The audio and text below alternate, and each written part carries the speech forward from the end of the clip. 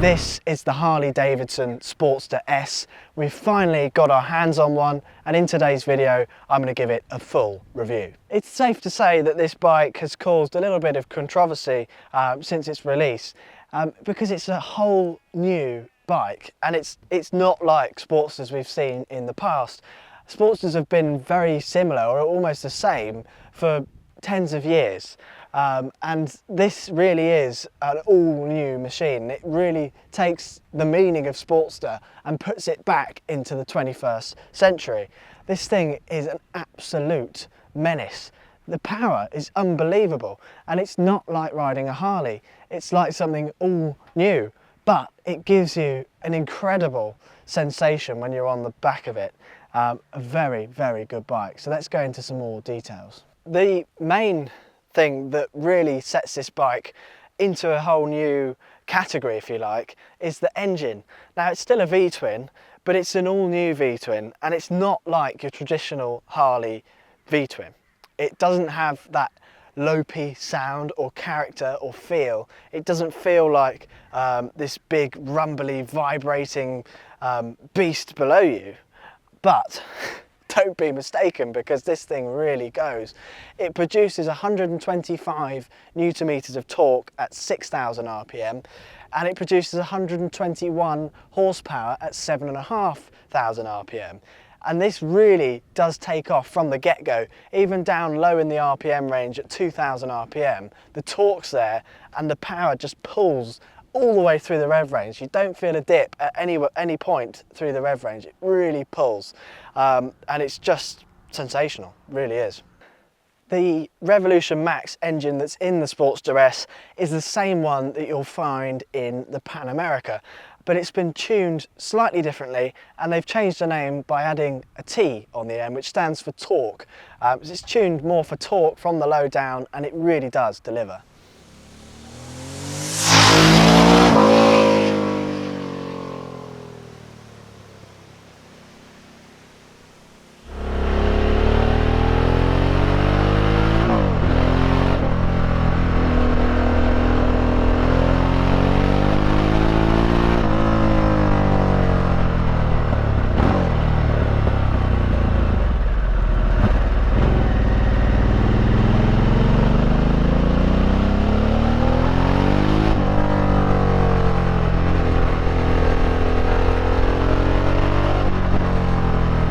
Before I carry on with the video, I'd like to say a big thanks to Sycamore Harley-Davidson in Uppingham, Rutland, for lending me this Sportster S today.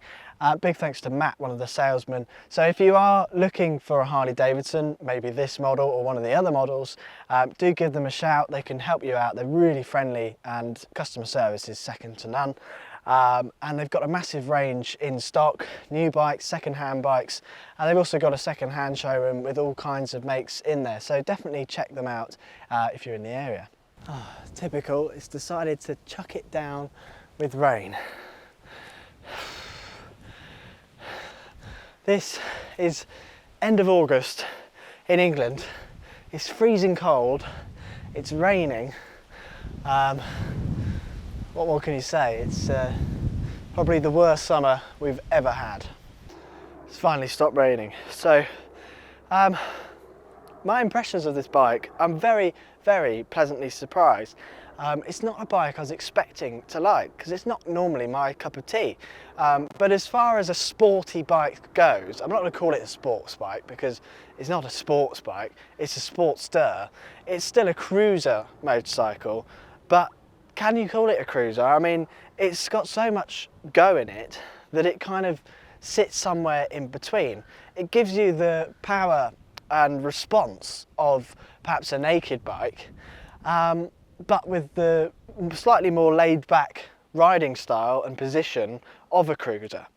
And that's really nice to me, because of someone who doesn't really like nakeds and sports bikes, if I wanted to go fast on a bike, this would be the bike I would do it on, because it looks incredible. It looks so much better in the flesh. So if you haven't seen one in person, do go down to a dealership and have a look at one, because it looks incredible. It really is menacing. It's quite a small, compact package, but it looks so beefy and aggressive that this is really a very good looking bike, and it's going to turn heads wherever you go.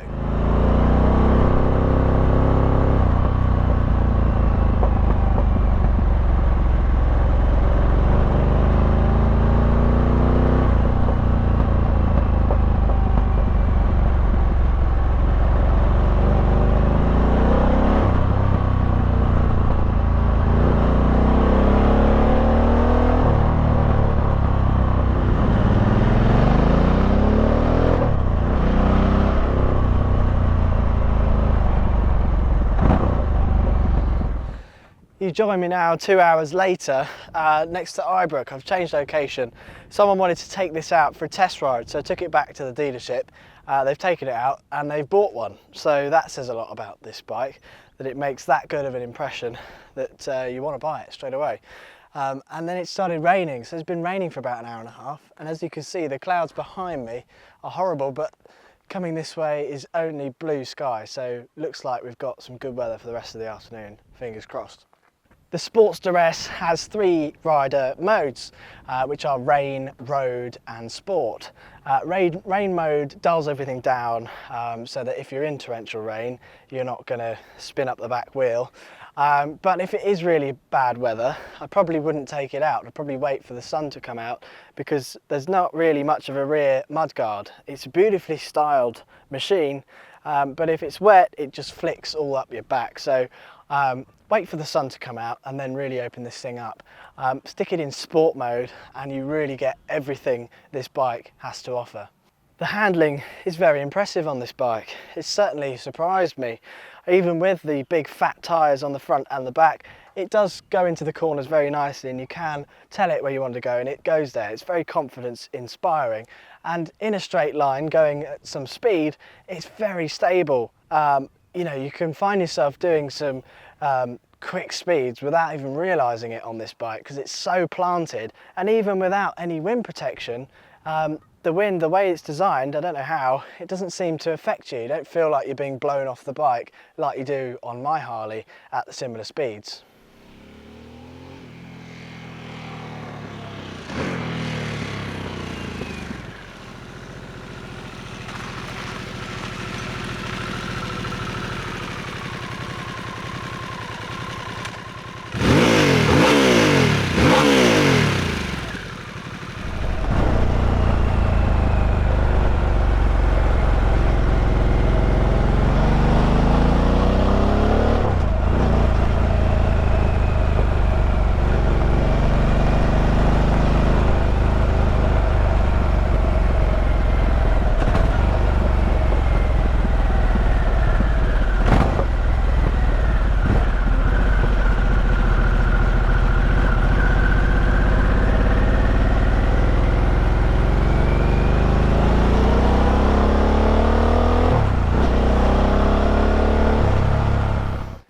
Inverted forks on the front, and the rear you can adjust the preload to make it right for you, but this is a firm ride. It really does put the sport in Sportster. So if you're riding on bumpy roads quite regularly, then this bike might be a little bit too firm for you, but if you ride on some smooth roads, then you'll find the handling is really impressive. But that's the sacrifice. It depends on what kind of roads you usually ride on.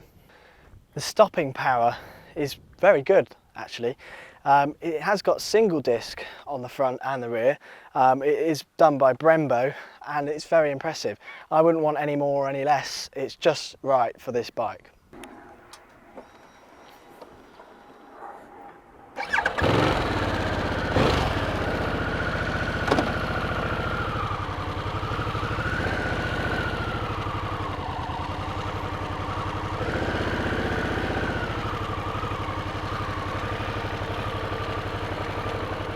The technology that's on this bike is worlds apart from previous Sportsters, and it brings this bike into the 21st century.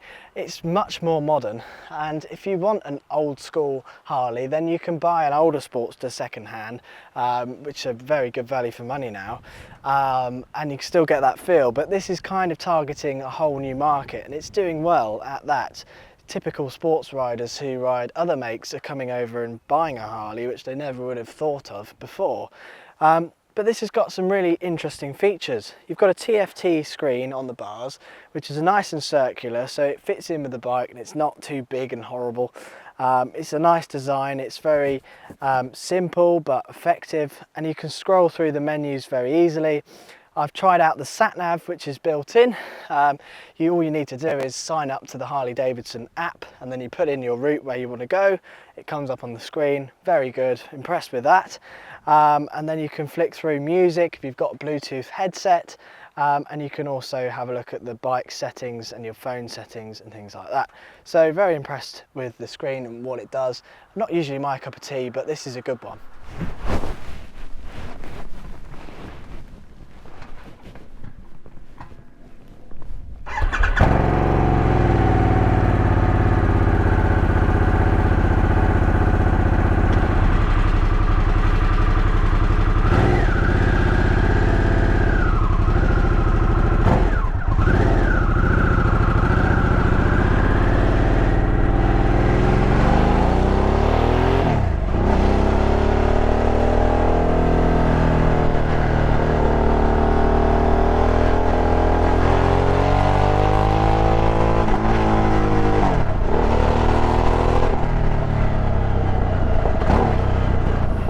So some of the design features on this bike, you've got this LED headlamp on the front, very nice design, slightly similar to the Fat Bob, and I have seen a couple of these on the road in my rear view mirror when I'm driving, and they look like a Fat Bob, and I thought, oh, it's a Fat Bob, and then you realise it's a Sportster S. That's not a bad thing, that's a good thing. Some of the controls are different to what you normally have on a Harley. So you've got volume up and down buttons on the right hand side. You can skip your tunes if you're playing tunes and pause them. You've got your hazards light on the right as well, and you've got your mode switch on the top. And then on the left side you've got your indicator switch, so rather than it being on both sides like previous Harleys, it's all on the left. And you've got your lights up on the left as well, and there is a heated grip button, but that is an optional extra which this bike doesn't have. But if you have fitted that optional extra, then this button will work. The overall design of this bike is very beautiful. I love the alloy wheels, they're very menacing, and I think they'll be very easy to clean, which is always a good thing. I love spoked wheels, but they're such a pain to clean, and that is something I've realised after owning them. Seeing this bike online on videos, I've really not liked the look of the exhaust. When you see it in the flesh, it's not so bad actually. I don't like it that much. I've seen them with aftermarket exhausts, and in fact at Sycamore they have got one with a Cobra exhaust which looks a lot better and will sound a lot better as well. So if I was getting one of these, I'd change the exhaust as I would with any Harley. The engine from this side of the bike, the right hand side, is a very good looking machine. It's a very modern looking, impressive V-twin, but it is all kind of covers, but it looks good. And then on the left side, it's not so good looking, but any Harley, the left side is normally not as good looking as the right side, but this one even more so. I think the right side is a lot prettier than the left. The rear view mirrors on this bike are fantastic. Some of the best mirrors I've ever had. They're bar end mirrors, which is always better, and you can see the entirety of the road behind you, so I'm very impressed with those.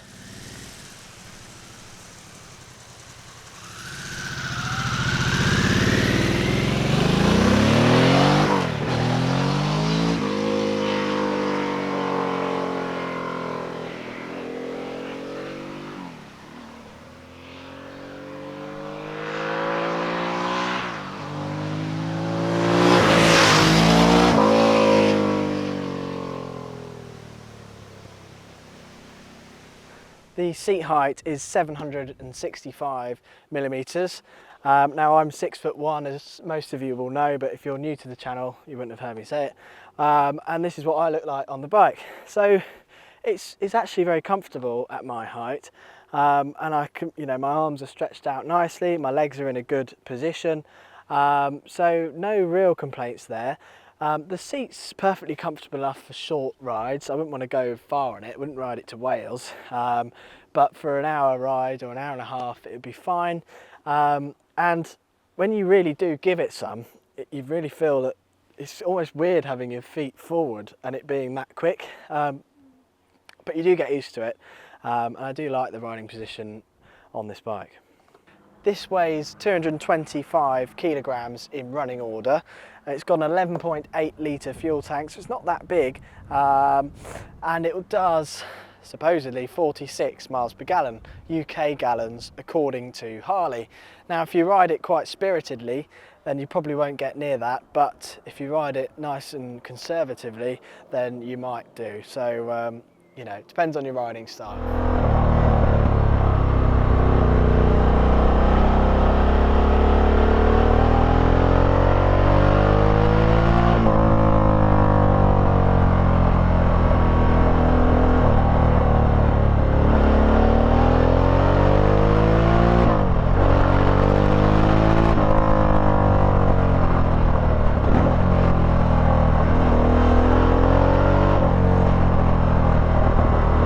All in all, this bike has really impressed me.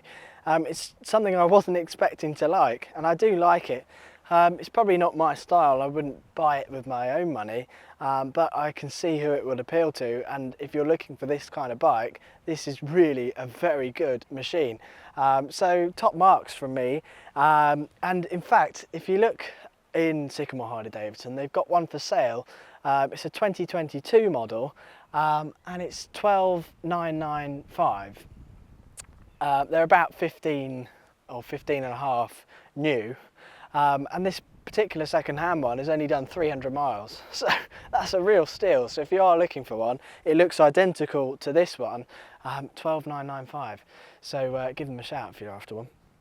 So some of you may know that I've now got my full license, hence why I'm starting reviewing some bigger bikes, more powerful bikes, and you can expect plenty more to come. So I've got some really interesting bikes lined up that you don't want to miss out on. So we'll see you soon.